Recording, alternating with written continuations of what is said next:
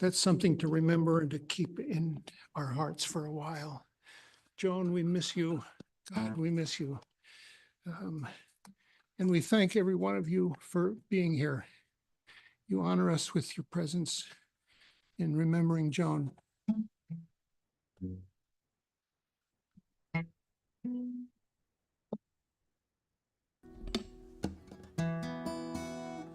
Somebody just change the tuning.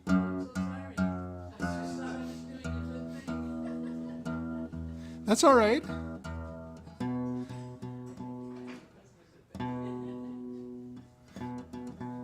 That reminds me of a great story. There was a Bahamian singer and guitarist named Joseph Spence, who was legendary, came to play at Pasim's. There was this hot ticket guitar player from here whose name was, what was his name? I'm not remembering his name, but he played really well and he had perfect pitch and blah, blah, blah. Joseph Spence played like out of tune like crazy. His guitar was just out of tune. And anyway, Joseph Spence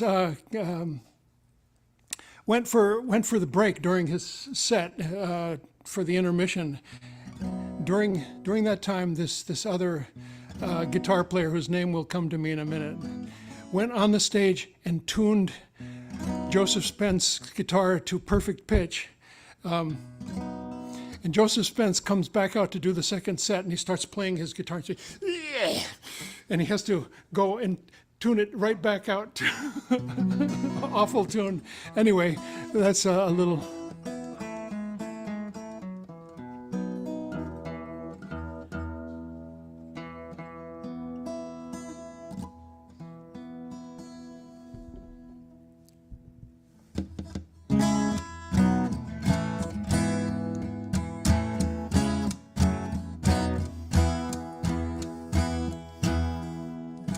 Atlantic and Pacific flow, the Great Lakes to the Gulf of Mexico, to the Gulf of Mexico, to the Gulf of Mexico, to the Gulf of Mexico, to the Gulf of Mexico. You know why I had a broken record moment at that line, right? The land between sustains us all. To cherish her is our fervent call. Arise, arise, I see the future in your eyes. To a more perfect union we aspire, and lift our voices from the fire.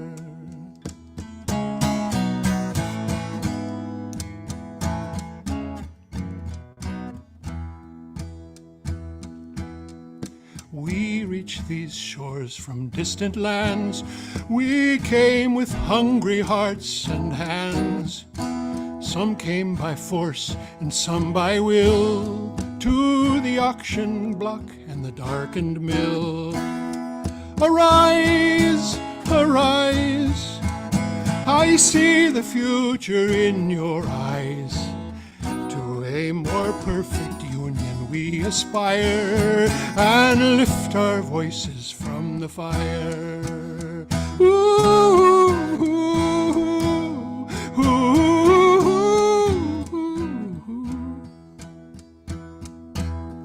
We died in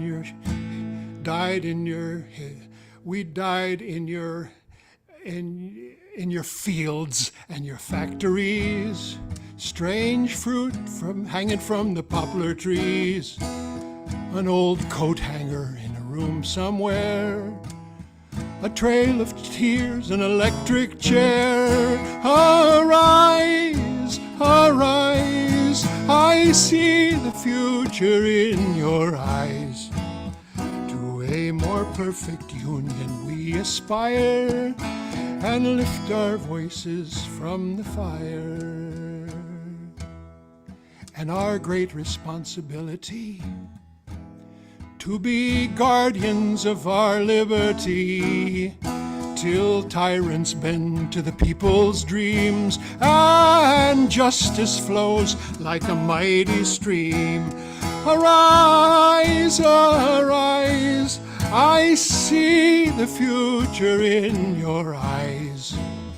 To a more perfect union we aspire, and lift our voices from the fire. We lift our voices from the fire.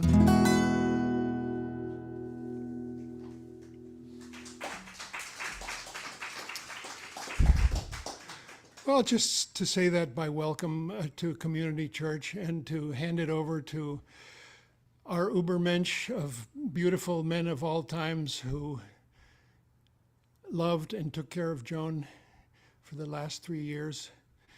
And that would be Charlie.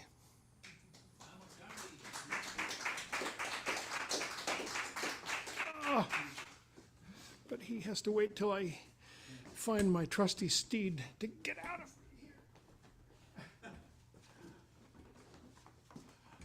I think Dean took solidarity with Joan to be a little bit to the extreme, breaking a hip, which was Joan's nemesis. I did it for you, Joan. So thanks, Dean. And it's funny, the cane that he's using, it was Joan's cane. And here we go. So I just, Ken, her good friend, just walked in, and I just want to let him know Dean has sung a song, and we just started the program. So well, I want to thank you all for coming, and just kind of give you the heads up that, well, first of all, this is being recorded, and there are at least 10 people and some longtime friends of Joan on the Zoom already, and there'll be more joining. And I know most of you personally, and want to thank you for coming. And a couple I don't know as well, be more than happy. Joan had 3,500 friends on Facebook and was on it virtually every day. And you know, I know there were people that she had regular correspondences with who I have no idea who they are, and so I had no idea who was really going to show up. But the other thing is that we brought a bunch of Joan's stuff here that was in her place that is going to get cleaned out very soon. So they're all little pieces of Joan that will be available after the program to pick one, and then if there's stuff left over to the end, you can maybe take more than one just to help us clean it out. And similarly with her clothes, there's a little around the edges, and over there on this side of the clothing rack, there are some of her T-shirts and other things that most of you knew Joan and know she was wearing T-shirts all the time, and there are a lot of my memories of her reflected in those T-shirts.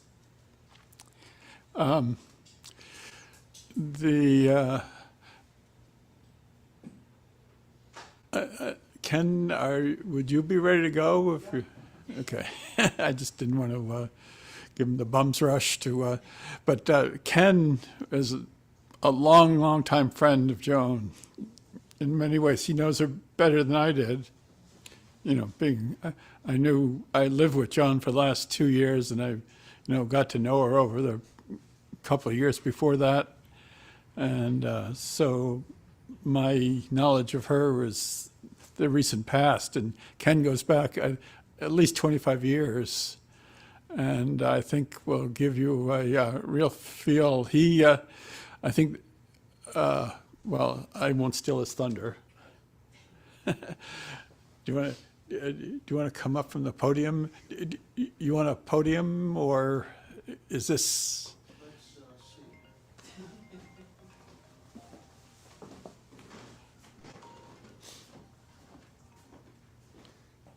Well, maybe a podium is better.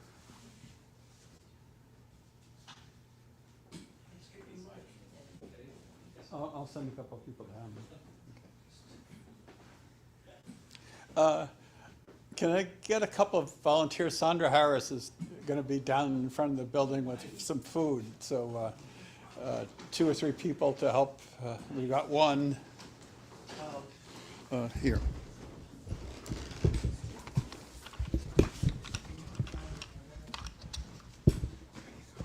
You got to be relevant close to the mic. So. Testing. Can people hear me? Okay.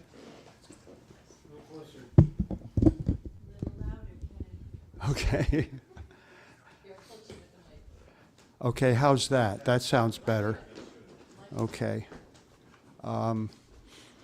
My name is Ken Casanova, and Joan Livingston has been my dear friend for 30 years.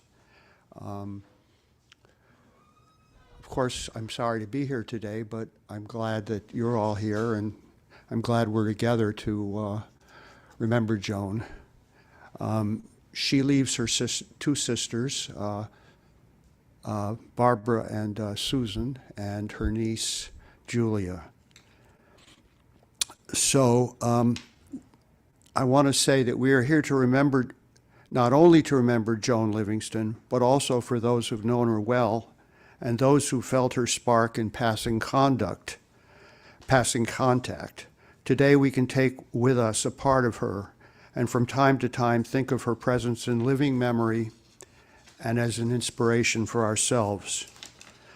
Joan died last January. On March 1st, she would have been 71. She's been a member of this church for a good number of years. Joan was a member of the program committee and brought several very progressive speakers to the church. Joan cared about people. She was outgoing. She always used to say, "I like to talk to people." She had a terrific and ironic sense of humor. She had a wonderful smile. She loved life. Joan also had a rich inner life. She felt things deeply. Joan described herself as sensitive. Joan was born in 1954 in a semi-rural area in upstate New York. She has loved nature all her life, especially the woods and seashore. She somehow always knew the relationship of all beings in the hoop of life. At the age of 3, she began to read and never stopped. She had a thirst for knowledge in all areas of life: literature, art, movies, music, medicine, and psychology. She was highly intelligent. All her life, she had an almost boundless intellectual and emotional curiosity. Joan was a born writer. At the age of 7, she wrote the following words: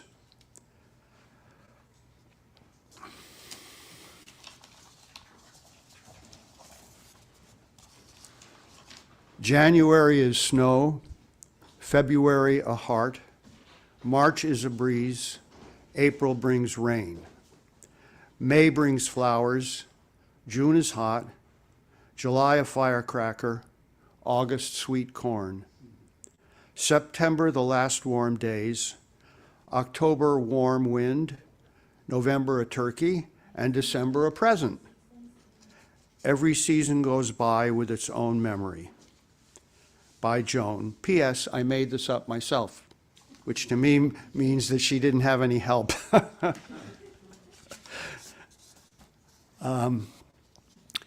Like many children and teens, she called to her friends, "Do you want to go out and play?" She continued to say this all her life to her friends. As an adult, she retained the wonder of childhood. We all know Joan as a political activist. From an early age, she said she was always for the underdog. She has fought against U.S. involvement in needless wars. She has fought against the injustices and exploitation faced by a majority of the people around the world. Joan was a citizen of the world. Her political instincts appeared early. When JFK was assassinated in 1963, Joan was 9.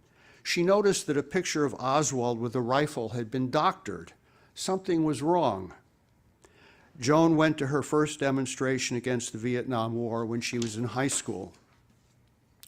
She participated in anti-war work and demonstrations at Cornell University, where she went to college. After graduation in the early 1980s, Joan became executive editor of an award-winning Cornell business magazine. She wrote many articles for the magazine. And let's see, I don't have my folder, but that's okay. So I have some articles that people can look at that she wrote there as an executive editor. She was really prolific. She was also, 1980 to 1983, a lecturer in writing at Cornell.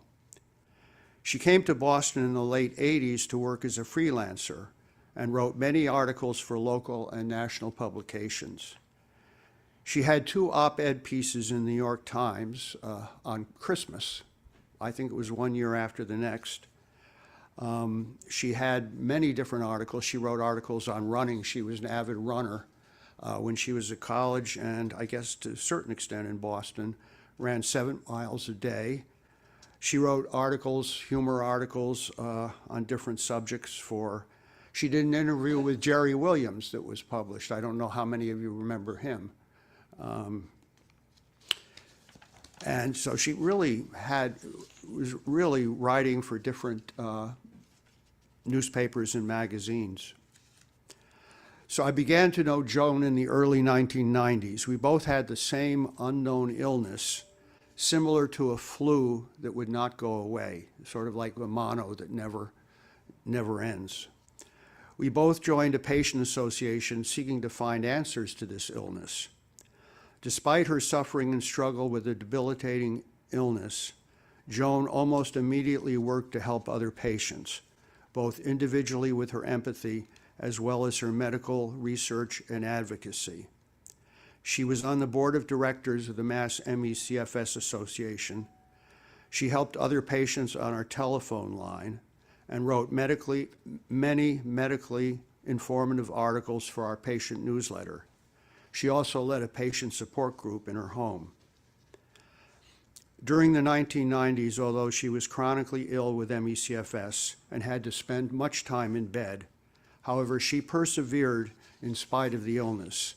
And this is a mark of her character in terms of just continuing in the face of great difficulties. She persevered. Then Joan, during the 2000 presidential selection of Bush Jr., she began to dedicate much of the rest of her life to political activism and protest on the major issues of injustice, war, and peace facing the people in the U.S. as well as other peoples in other nations. Since then, and most of you probably know this, since then, over 24 years, Joan has tirelessly worked for so many peace and justice issues.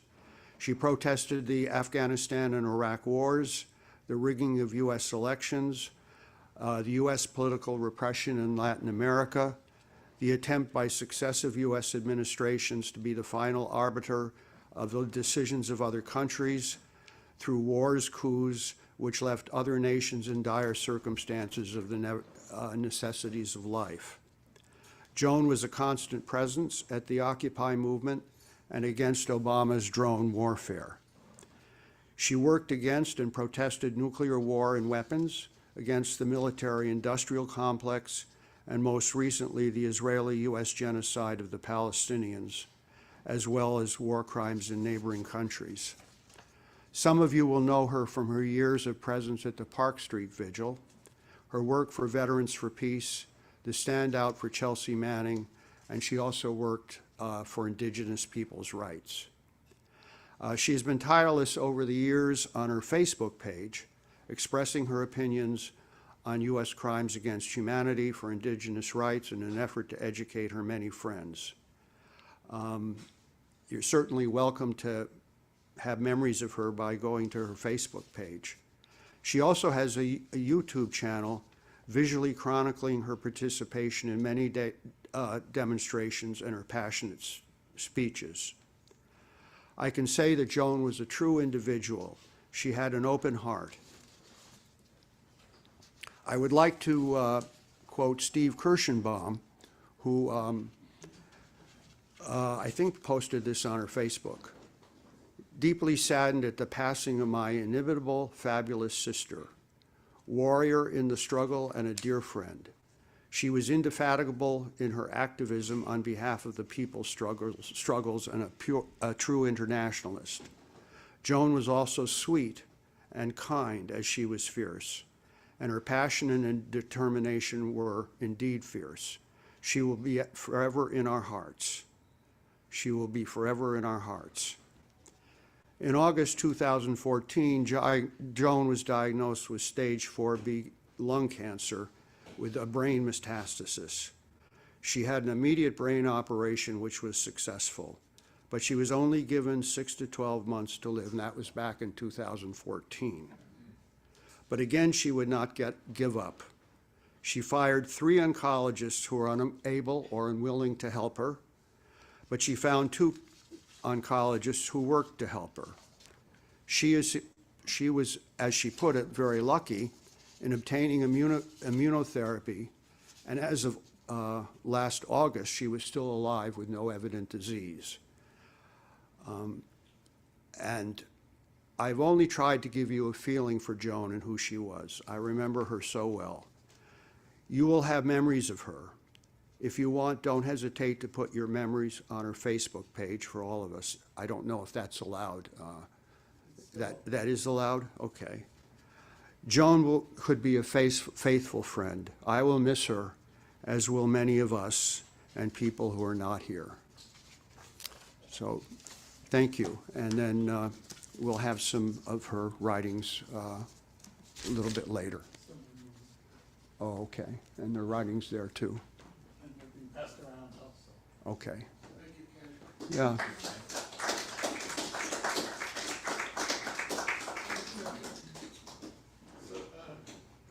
you want to play the David Roberts? Joan was probably the #1 fan of this singer-songwriter David Rovics, and many of you know him, but he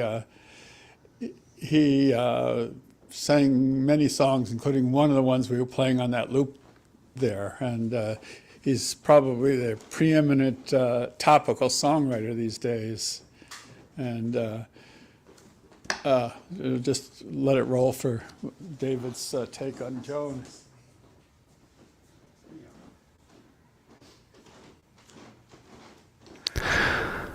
Remembering Joan S. Livingston. You can find this missive in both written and podcast forms on Substack, on Patreon, at davidrovics.com/thisweek, and in podcast form if you look up This Week with David Rovics, wherever you get your podcasts. I just learned belatedly that the wonderful and brilliant woman on the left of this photo, which is the cover of this podcast, Joan S. Livingston, died last month at the age of 70. This photo is from December 1st, 2024, last time I was in Boston, playing at the Community Church of Boston, where I had seen her on so many occasions previously. Many people knew Joan far better than me, and for much longer. Her involvement with anti-war organizing and other such pursuits goes way back. I hesitate to even write this because it seems a bit self-indulgent.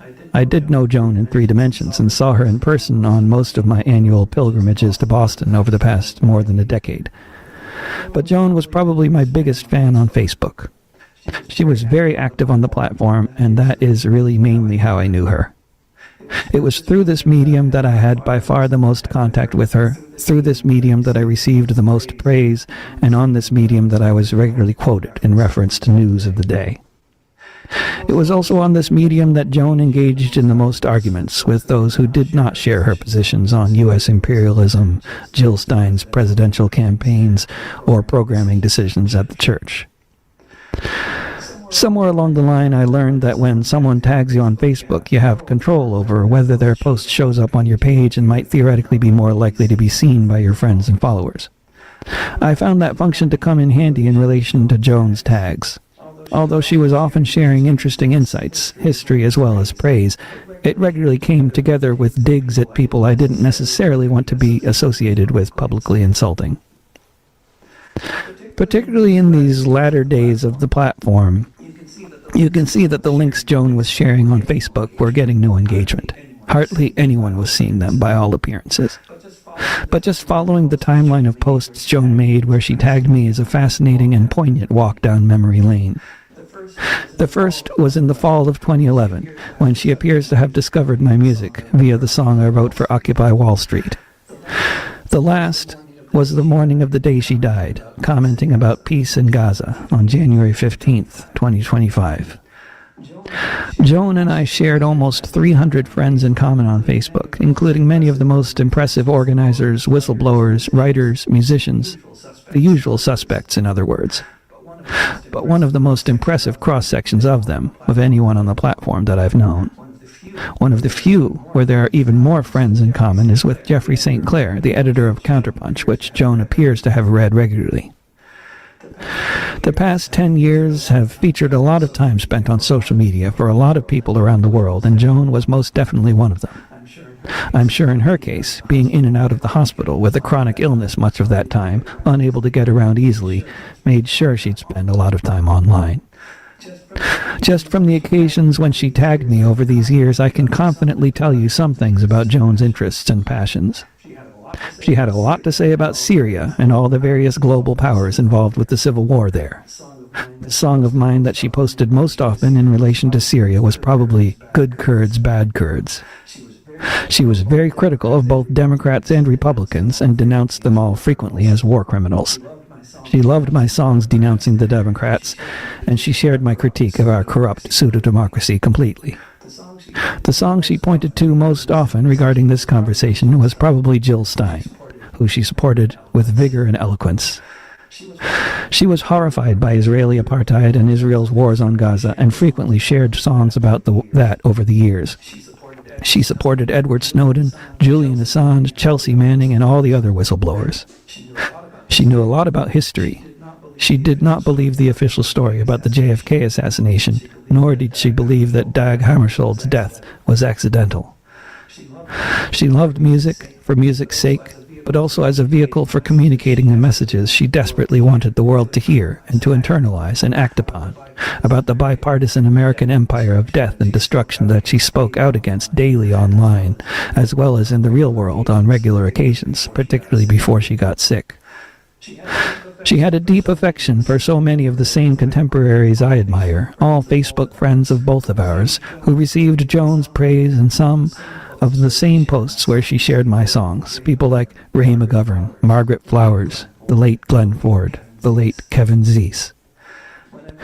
When I first met Joan, she mentioned something about brain cancer and how she didn't expect to live very long. So I was always extra happy to see her turn up at the next show whenever I was in Boston again. There were at least a couple of occasions when I got word from her or from someone else that she wasn't well and had to stay home or in the hospital on the night of my show. You can find these posts on her timeline as well, where she's apologizing to her comrades for not going to my show but encouraging them to go anyway.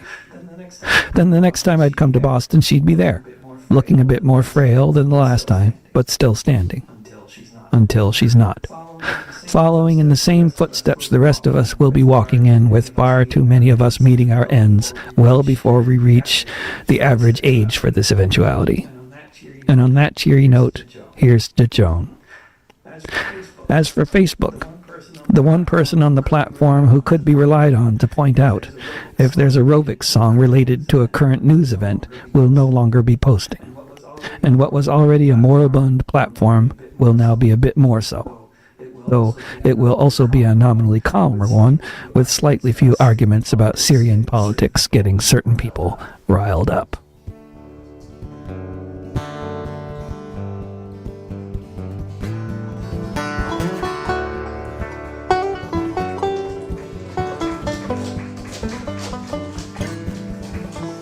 You're sitting there in front of me, floating in a cloud. Your chocolate eyes meet mine, you're whispering out loud. Thoughts that make me shiver, words that make me melt. And I can only be thankful for the deal I've been dealt, for the birds outside this window, for this guitar on my knee, for the smile on your lips, for the good you found in me. Looking at the wood stove and the towels upon the sink, with your fingers on my forehead, all that I can think is life. is beautiful.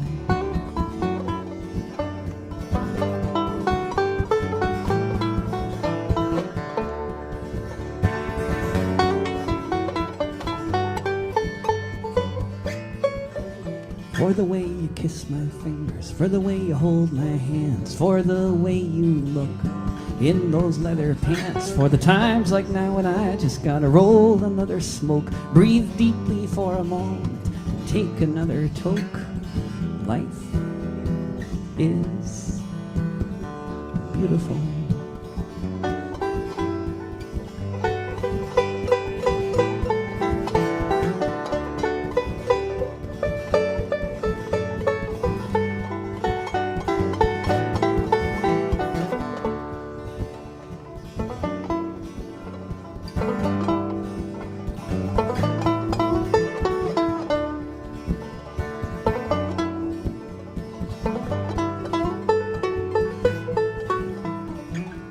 When it's over and the afternoon is done, we can spend the evening dreaming of the rising of the sun. And even when the shadows look me right in the eye, I feel your heart within my belly like the stars up in the sky. Life is beautiful.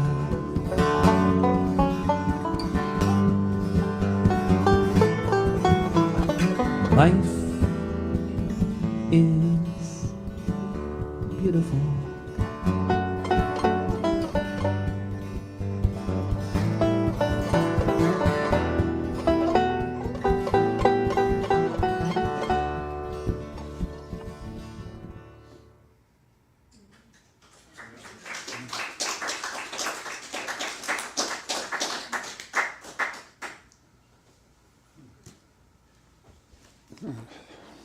If you don't know David, check him out. He's an amazing songwriter, performer. Actually, what I think we'll do now is take some unsolicited testimonials. If you want to have something to say. I know there's a couple of people online that probably want to say something. Maybe we'll have one person start here and be able to queue up the next person online.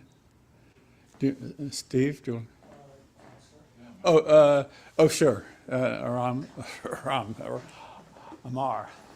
I have a very good friend named Aram, and some mix those two. Thank you, Charlie. I'll miss Joan a lot, just like all the rest of us. When I joined Community Church of Boston a few years ago, being a relatively younger person, joining a community of relatively older people, it can be kind of isolating. There can be challenges, there can be barriers, communication barriers, cultural barriers, all types of barriers. But Joan Livingston was somehow able to cut through all of that. And from my perspective and my memory, she was always a big source of encouragement and a big source of support for me at the community church. So I miss her a lot. It's kind of a sad honor, really, that I think I was one of the last people to speak to her. She called me on the night of January 17th. And I remember that date because we had a program that day with Norman Finkelstein. It was a Friday. And she called me, and I could hear the recording of the YouTube video in the background of the phone call. And what she said to me in that call was the same thing she always says to me, offering me support and encouragement and congratulating me for the program. And I thought that her voice sounded kind of raspy. I thought that she was just tired and that, you know, it was late Friday night, end of the week, maybe she'll go to sleep and wake up feeling better. Of course, I had no idea that that would be the last time I ever spoke with her. So, you know, while I'm standing here now and I've stood in this space before, I always remember Joan right in the first few rows with a smiling, encouraging face. And God willing, this probably won't be the last time I stand here. So I'll always remember Joan in these events and Community Church of Boston and the Zoom events we do. So we're just going to miss her a lot, and I'll miss her a lot. This is a terrible loss for us, but we have her memory, and it's so nice to hear what Ken had to say about her and what David had to say about her. So that's all I wanted to share. Thank you.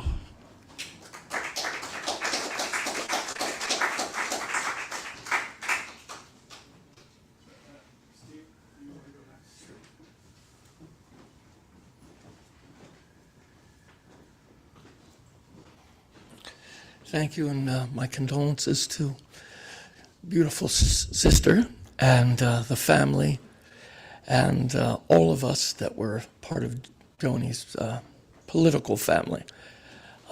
It's very fitting that I left from the protest a few little while ago, and I know that it's not a stretch to say I would have been out there with Joni. In fact, the first time I ever spoke to Joni, which I think her lovely sister and I were trying to figure out how long ago that was, it was right after she came to Boston. It was in the street, protesting. And the last time I spoke to Joni, I even was fortunate enough to have a nice picture of her and Charlie at the Palestine demonstration. So it was really full circle in terms of what she really represented. And I think for a lot of us, you know, and lovely remarks by others who have spoken about her spirit, her smile. You know, for me, I know we shared a real belief that there needed to be a new society. There needed to be a new world in birth. And sometimes you're fortunate, you meet somebody and they are that new world, right in the way they carry themselves. And Joan was always like that. My union went through many strikes in the 90s, 2000s, and onwards, and we had Joni's support all the time for that.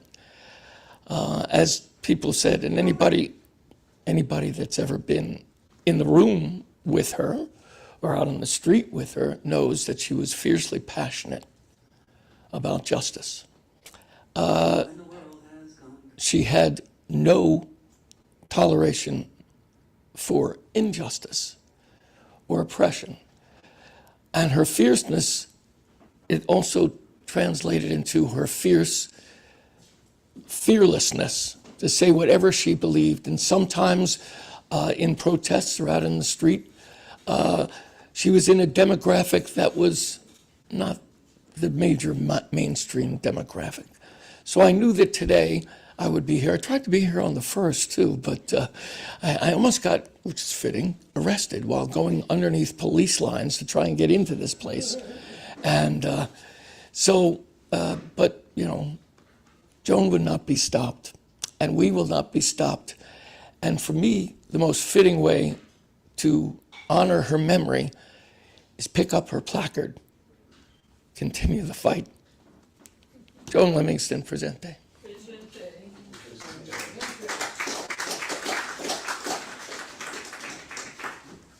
there anybody on Zoom who wants to speak yet? And several of her very good friends are on. I would be glad to hear from anybody, even if it's just 2 sentences about Joan's memories. Yeah, we've got the, do you want to come up next?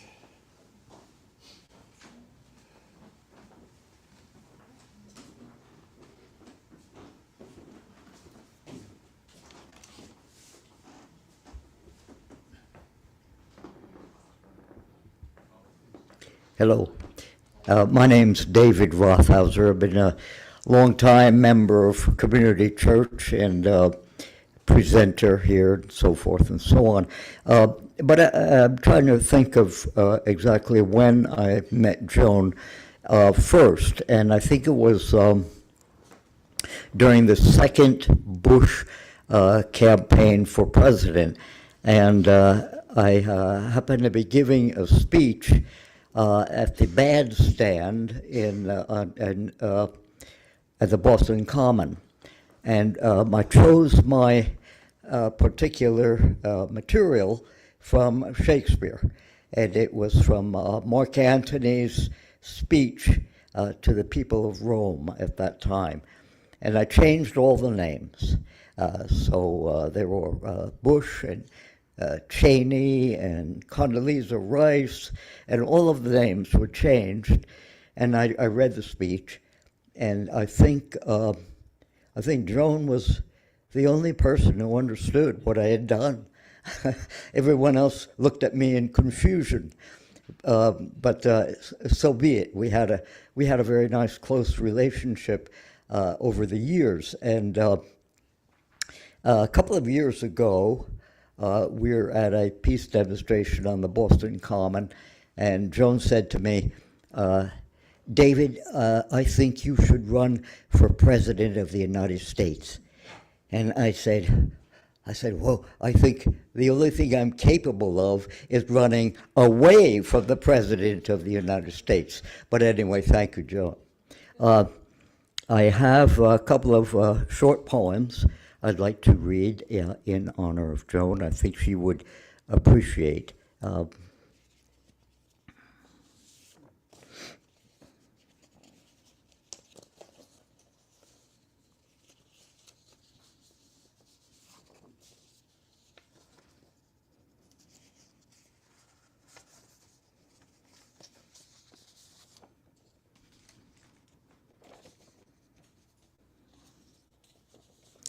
The first poem is titled Children. At the end of the day, in the dusty corners of our minds, horrors of war will fade, as they always do. Semite, anti-Semite, collateral damage, hostages, winners, losers, terrorists, heroes, all of it. A dim memory in the illusion of our dreams. Gone. Wispy clouds sigh away, float west to east. Middle East tucked in between.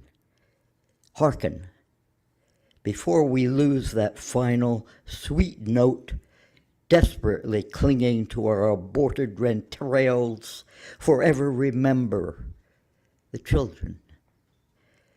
children here, there, and everywhere. In our open eyes, guts, stomach retching, mind searing, arms beg, hearts race, cascading, tears and laughter. They are all our children. They belong. A final note. The murder of children is non-debatable and non-negotiable. Another poem I have for that I think Joan would appreciate is The Machine Must Be Fed. General Douglas MacArthur said it best. At the turn of the century, the target was one enemy, casualty at the end of a bayonet. Not enough, the machine was hungry. Then came the machine gun, designed to kill by the dozens. It worked for a while, but lacked supply and demand. After that, heavy artillery raining death by the hundreds. Gurgle, gurgle, feed me more, burped the machine. Then the aerial bomb to strike by the thousands. More, more, begged the machine. Hail the conquering hero, the atomic bomb to reach the hundreds of thousands. Now the processes of science have raised the destructive level to encompass millions. And with restless hands, we work feverishly in dark laboratories to find the means to destroy all at once. The machine must be fed. Thank you.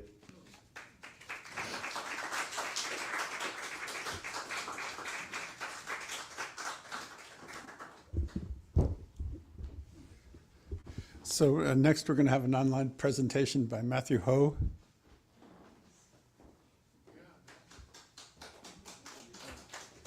For those, he's a, well, I'll let him describe himself. If he doesn't, I'll do it later.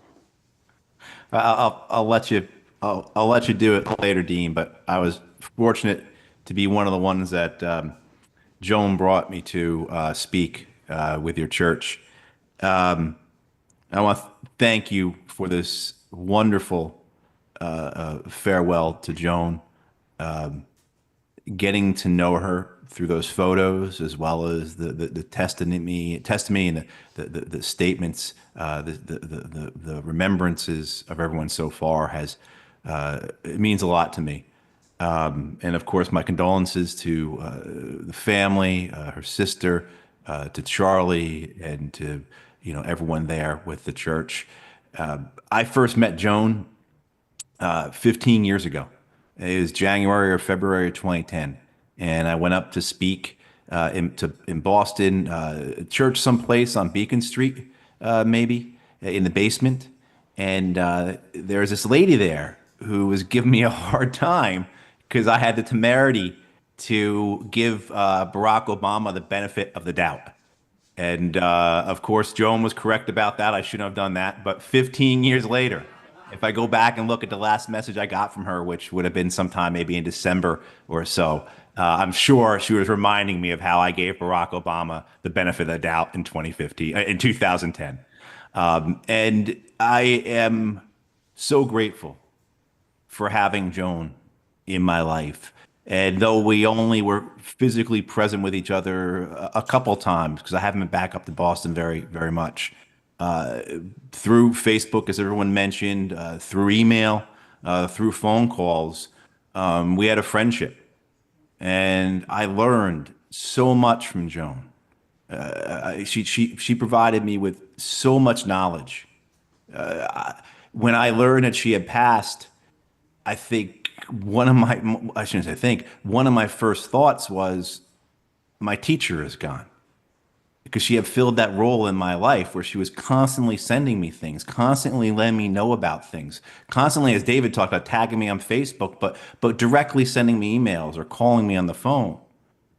And I learned so much from her, and I'm so grateful for that role that she played in my life.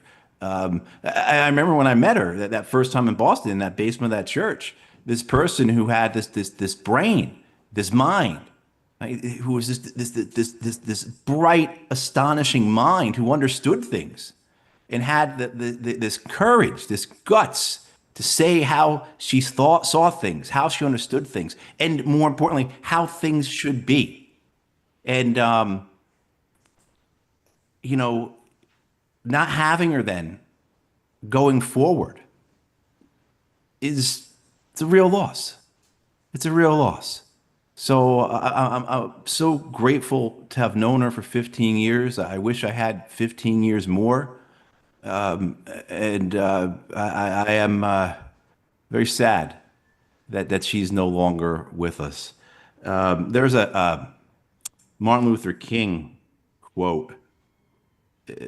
I see on the wall of the church there is a portrait of King, so it's appropriate. But I think for who Joan was and what she believed and what she thought should be, this quote from King was appropriate. There are some things within our social order to which I am proud to be maladjusted, and to which I call upon you to be maladjusted. I never intend to adjust myself to segregation and discrimination. I never intend to adjust myself to mob rule. I never intend to adjust myself to the tragic effects of the methods of physical violence and to the tragic militarism. God grant that we will be so maladjusted that we will be able to go out and change our world and our civilization. Thank you for letting me speak. Again, my condolences to everybody there. My gratitude for Joan, my love for her. And in the spirit of Joan, let's all remain maladjusted. Thank you.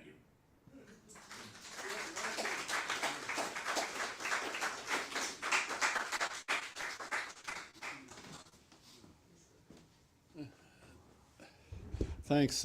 Obviously, there are a number of members of Veterans for Peace here. Joan was not a military veteran, but she was a lifelong member of the organization. And her flag, that each person in Veterans for Peace has their own flag, and it's here someplace. I forgot to put it up.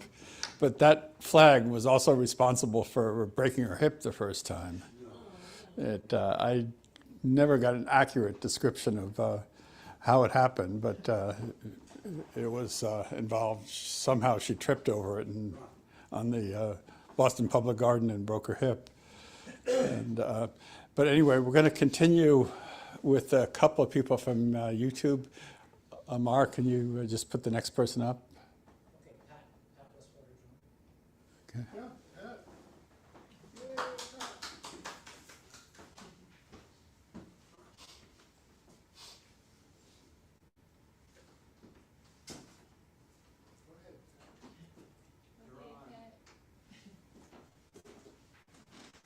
Pat, I think they're encouraging you to go ahead.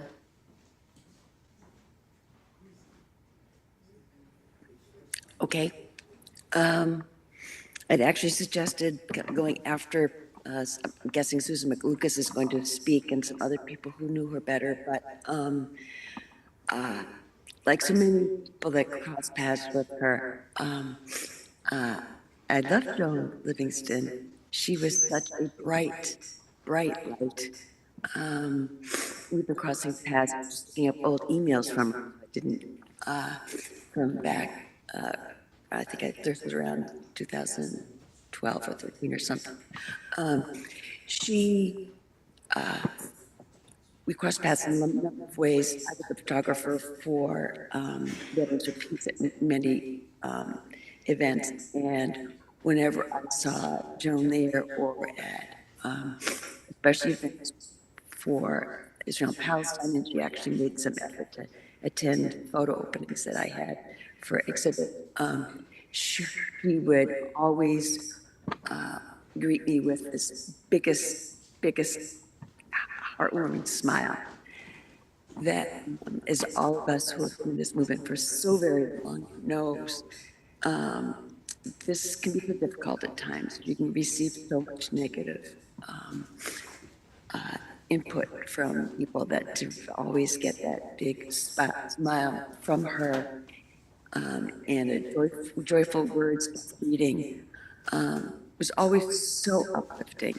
And last time I saw her, I think it was an event last fall, and I knew that she'd been very sick for years. And it was always inspiration to see her continue to step forward with joy in her heart and joy for people that she met. I will really miss her. And I was surprised to hear that she's actually 70. I just explained to someone recently that I thought that she was probably, I guess, around 60. So in spite of her physical challenges, I mean, she'd always seemed younger than she was. So again, I will miss Joan, and I'm so grateful for the joy and inspiration and kind words that I've had for her for at least over a decade and a half, probably close to 2 decades. So thank you, Joan. Thank you, her best wishes and condolences to her family and other friends. I'm so grateful to have known her and met her and be the recipient of her gifts. That's it.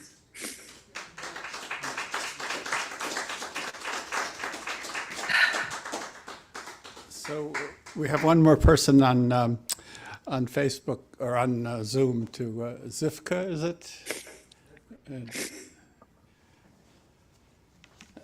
And I swore to myself I'd replace this tie wrap before we had to use this thing again, and I realized I forgot.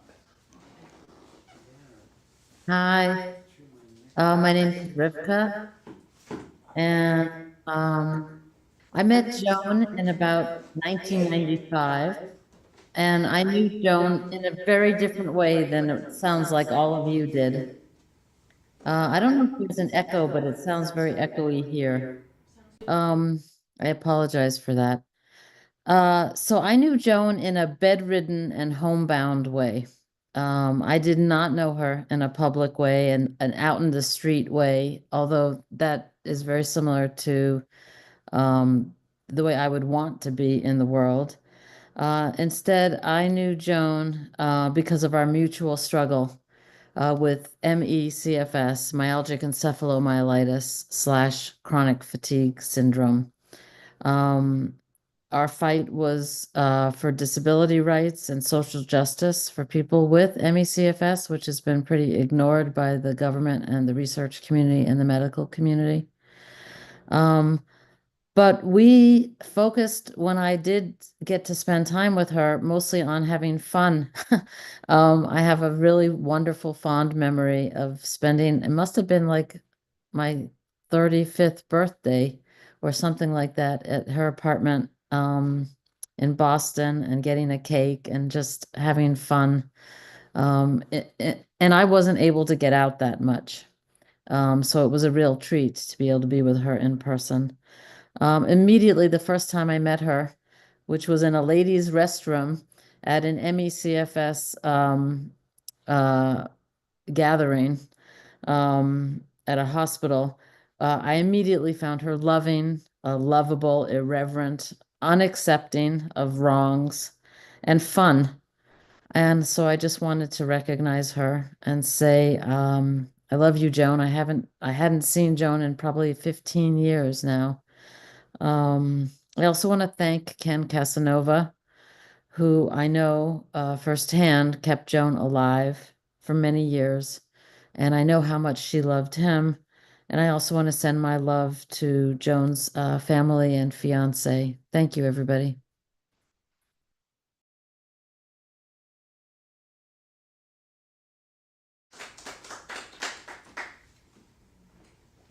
So is there anybody here now who wants to speak? Sandra? Oh, Susan's next.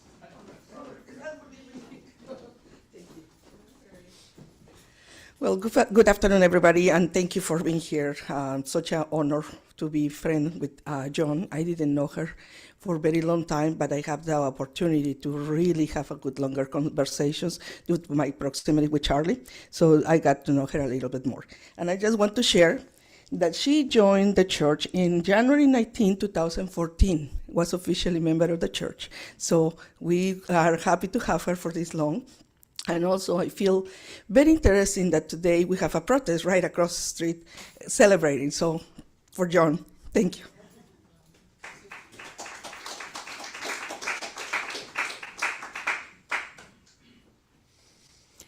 I'm Susan McLucas. I've probably been friends with Joan for, I don't know, 15 or 20 years. Been a little while.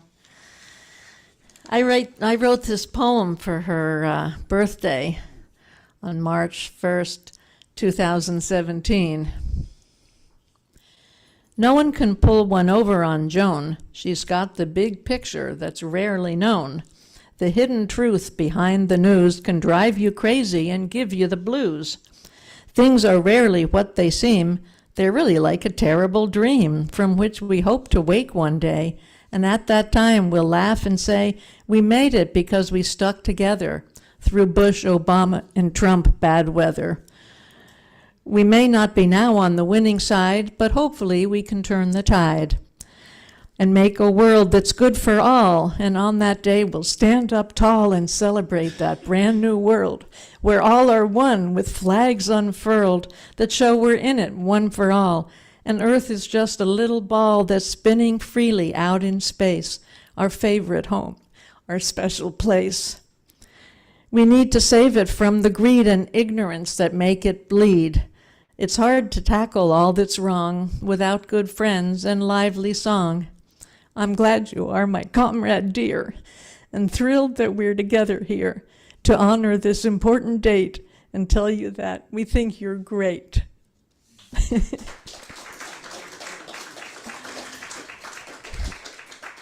She was a real teacher and a scholar, and I often thought, oh gee, I'm wasting this resource, because she would tell me all this stuff and I can't, no, it's too much. Maybe when I retire, I'll try to get this all straight or something. But she just knew so much.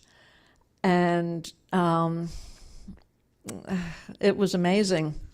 One time someone gave me a present of a gift certificate from Barnes & Noble, I think. And I said, books? What am I going to buy? I have no idea. I know, I'll ask Joan. So I told her I wanted to make a trip to the bookstore, and of course she was delighted. So she got me The Russian Hoax by Greg Jarrett about Russiagate and just what a bunch of baloney that is. And then 2 books about Syria, Voices from Syria by Mark Taliano, and The Dirty War in Syria, Washington, Resistance, and Regime Change by Tim Andrew.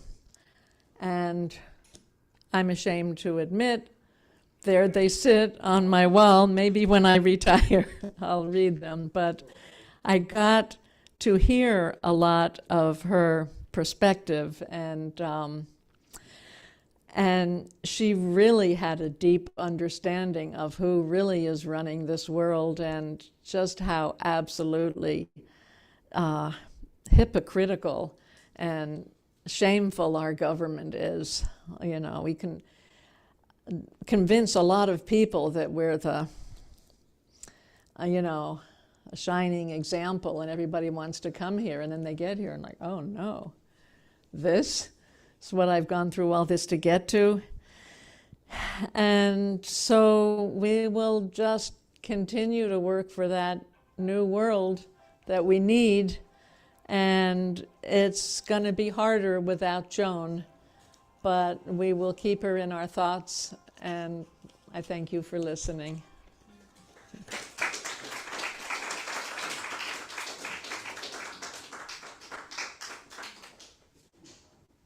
Anybody else in the room here? I'll say. Go.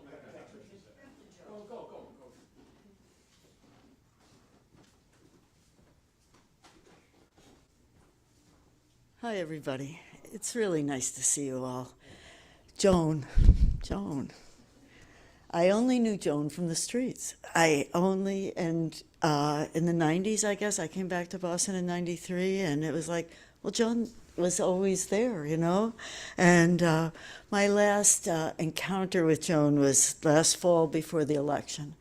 And out of character for me, I was feeling like, we've got to vote Democrat. And I was trying to convince her that this was different, that we can't have Trump, this is the one time that we need to vote Democrat. And she gave me the dope slap. And no, you're out of your mind and you're wrong. And with her fierce intellect and bravery and affection, she convinced me in probably 3 sentences, and I voted for Jill Stein. And it was like, it was in the most loving and fierce way that she did it, and I really appreciate it. I will miss her so much. I have my condolences to her family and her loved ones and to all of her friends. And in the spirit of Joan, we are at a place right now that we need to be in the street on many levels, and let's fight it for her. Thank you.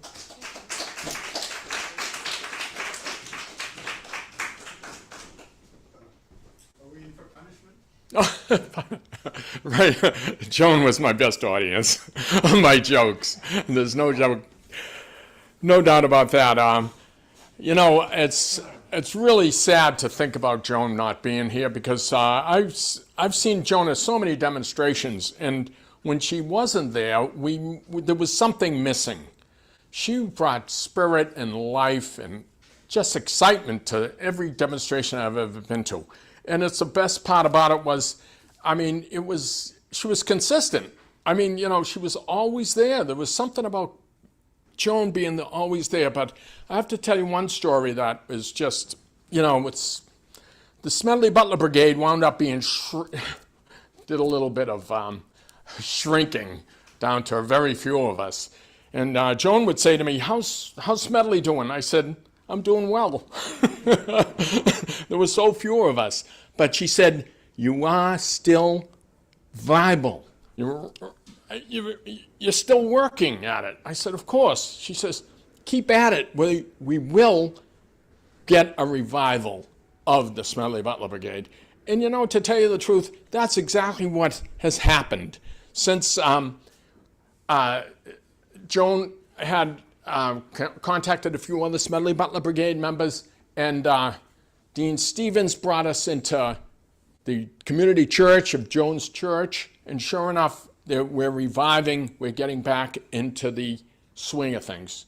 And Joan is the real catalyst for that, because basically, I mean, it was just really, really down to very few of us, but Joan really pushed us on to bigger and better things. And I'm going to miss her really a lot, because she was just so great. And like everybody said, that you knew the inner workings of so many things that were going on in the background that, I mean, I would talk to her and I felt like I was going to a government class, and she was very good at it. And I'm going to miss her terribly, because, as I said, she had a great sense of humor, and that's no joke. All right, thank you very much.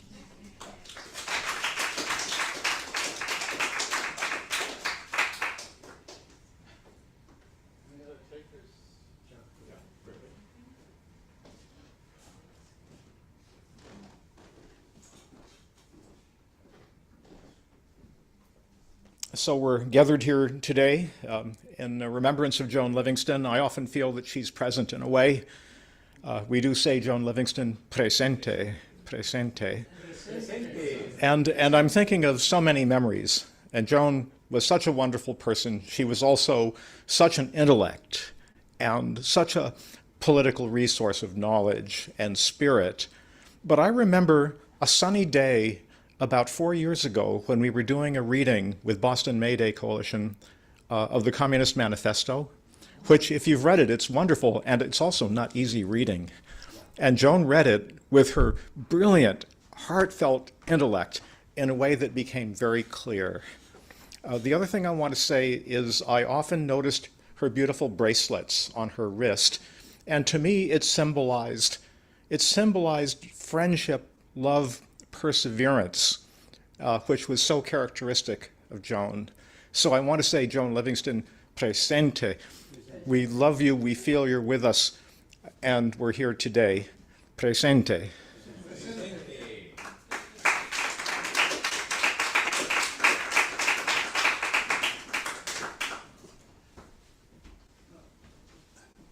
Joan also has a YouTube channel where you can see her at lots of demonstrations. Yeah, there was a link to one of her YouTubes on the first announcement I sent out about her passing, and there's more there. I think that one was probably her most eloquent one, but there's many more.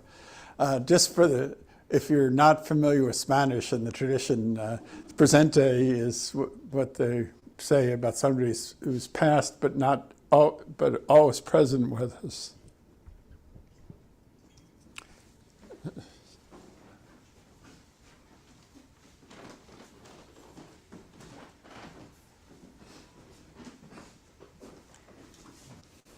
Yeah, to me, Joan is right here with us.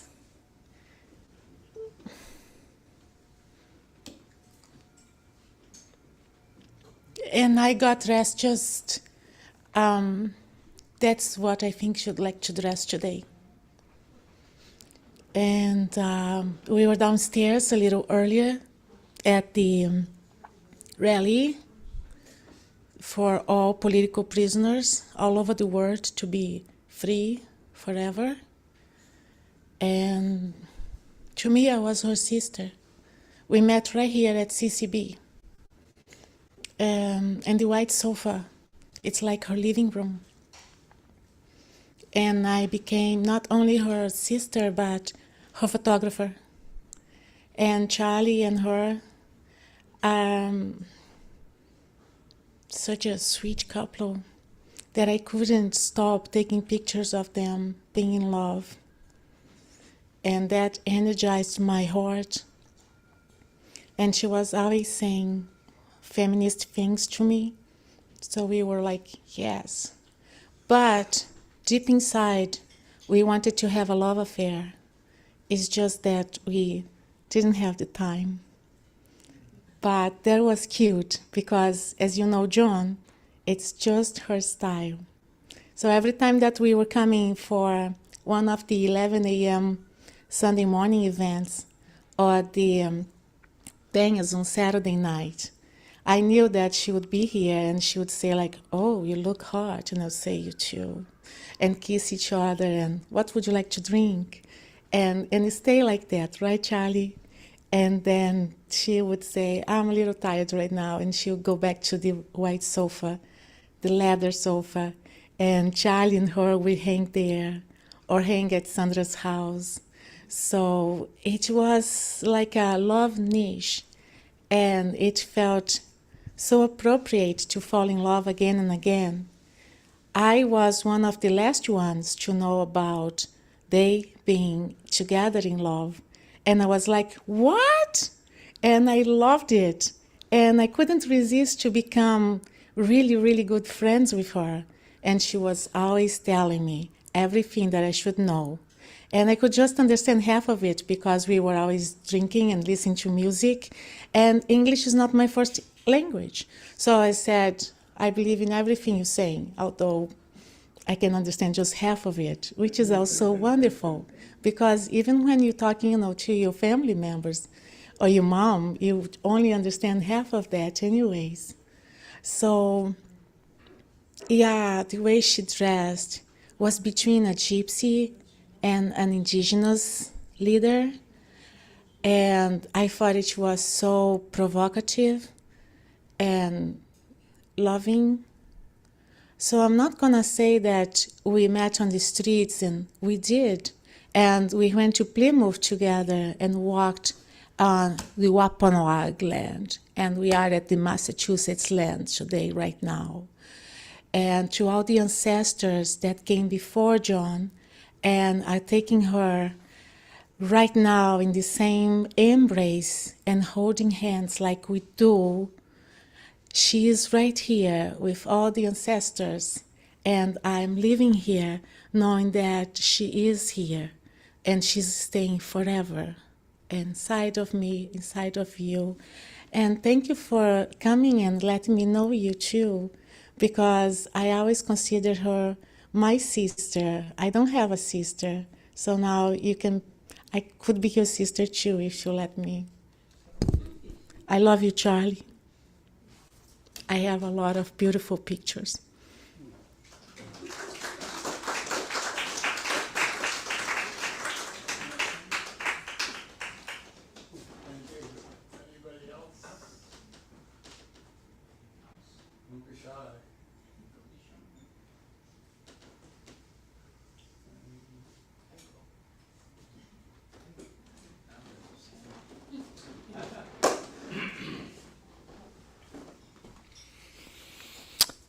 My condolences to all of us, because the friendship and the connection with Juanita belongs to all of us.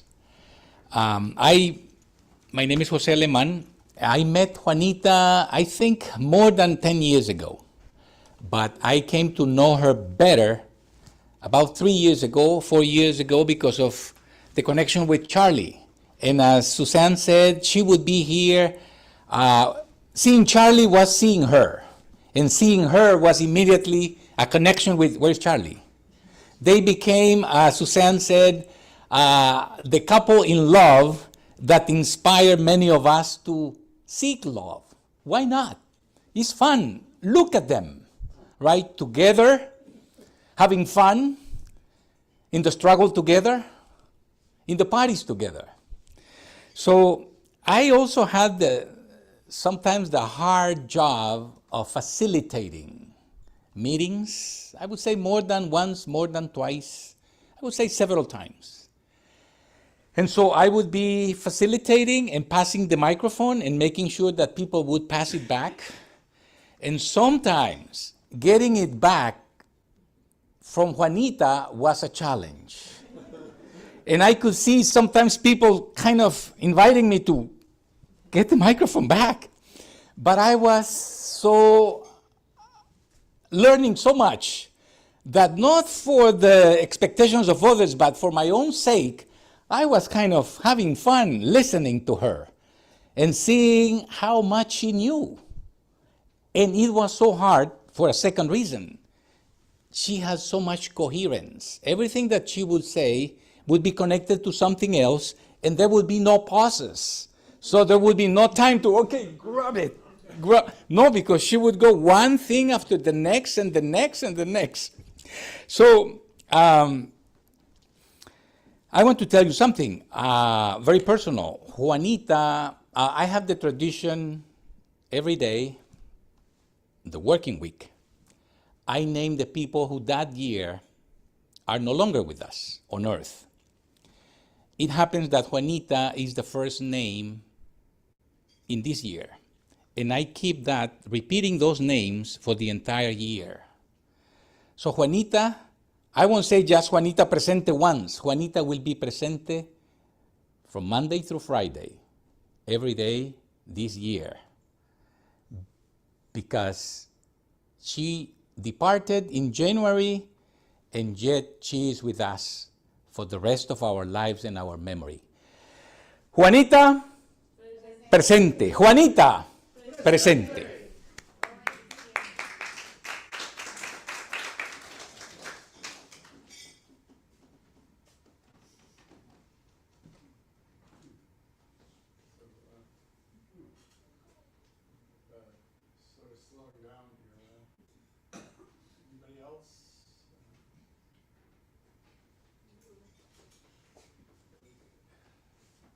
Keep on walking forward, everybody.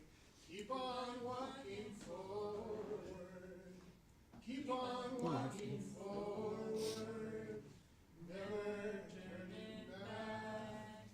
Never turning back. Gonna keep on talking proudly. Keep on talking proudly. Keep on talking proudly. Never turning back, never turning back. This is a verse from my post on Facebook. Gonna fight these fucking fascists. Fight these fucking fascists. Fight these fucking fascists. Never turning back, never turning back. Joan Livingston, presente.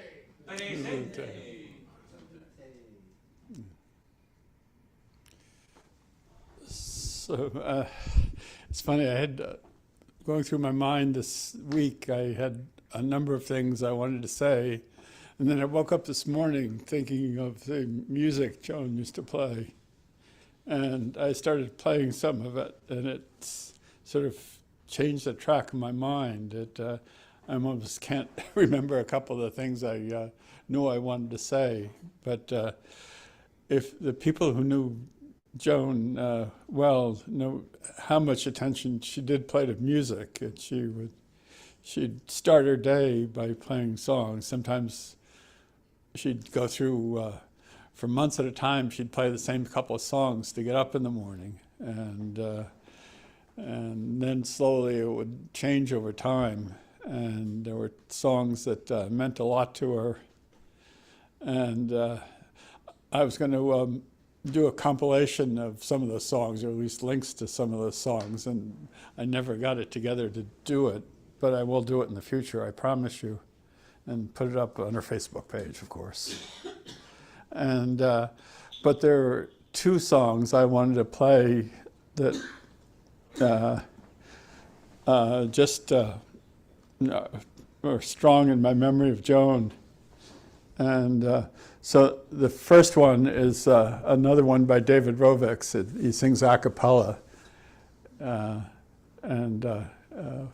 do you want to just cue it up? It's called Love Behind the Barricades.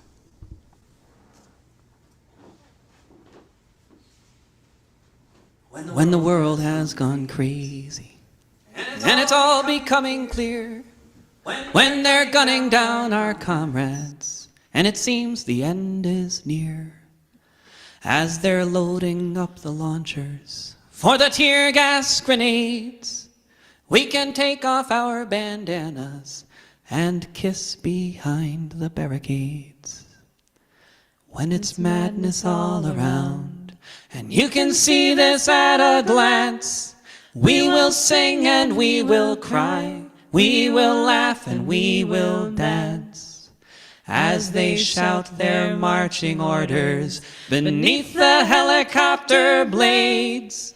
We shall seize the moment for a kiss behind the barricades.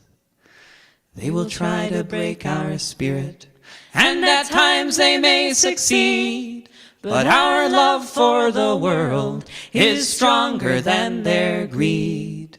When the building is surrounded and hope begins to fade, in my final hour, a kiss behind the barricades.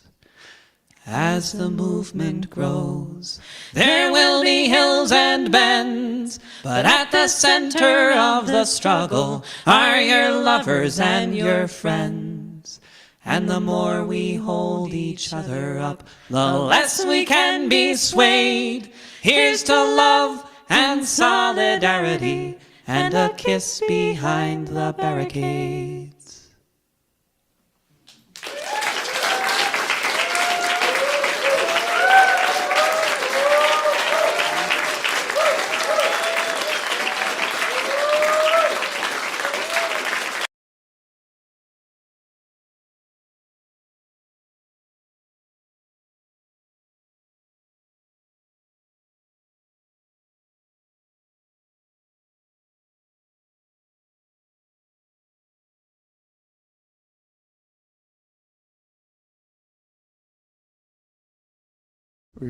I think you heard it several times at the start, and it'll be playing again while we're eating. The last song is kind of a tough one. It's something both Joan and I really liked, and it's just a hard one to listen to, but it's Joan to me.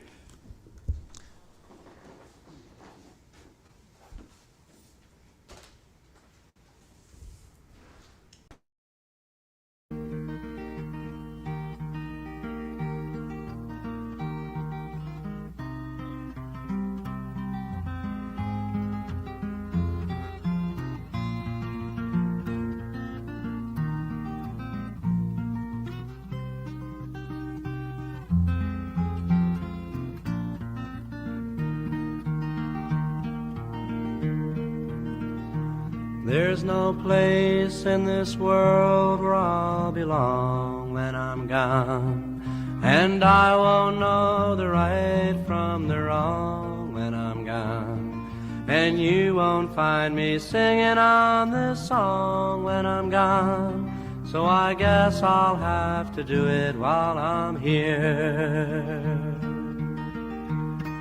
And I won't feel the flowing of the time when I'm gone. All the pleasures of love will not be mine when I'm gone. My pen won't pour a lyric line when I'm gone, so I guess I'll have to do it while I'm here.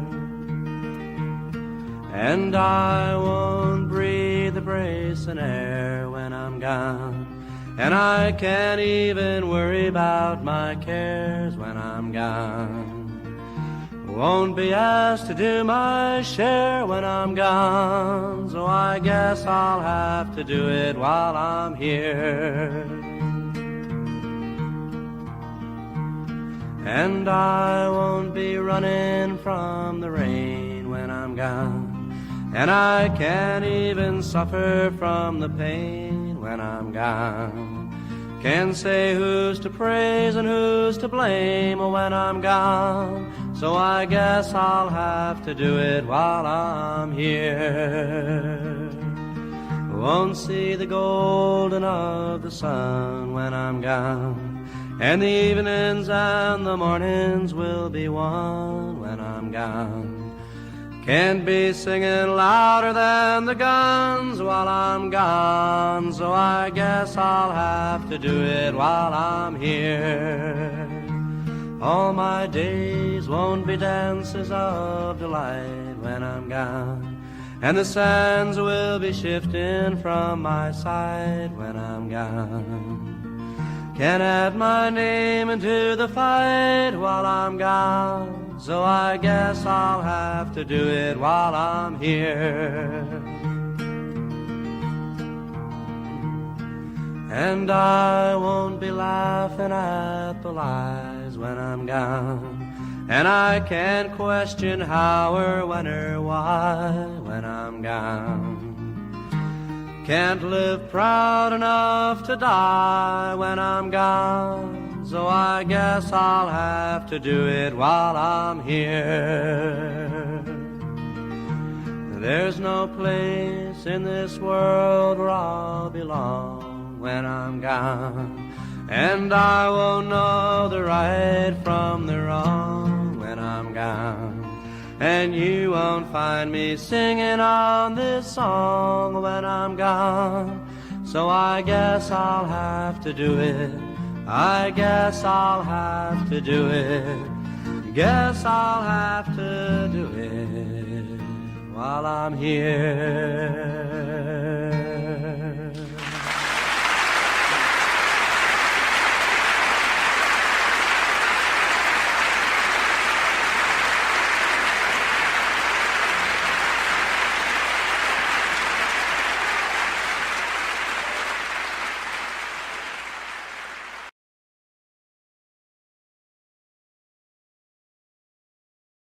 I can say is Joan did it while she was here.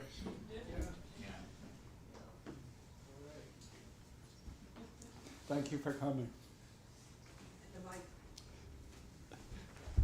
Thank you for coming, and Sandra's prepared some wonderful food for us, so if you want to hang around and talk about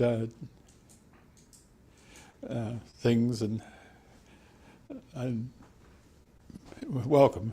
Thank you, Charlie.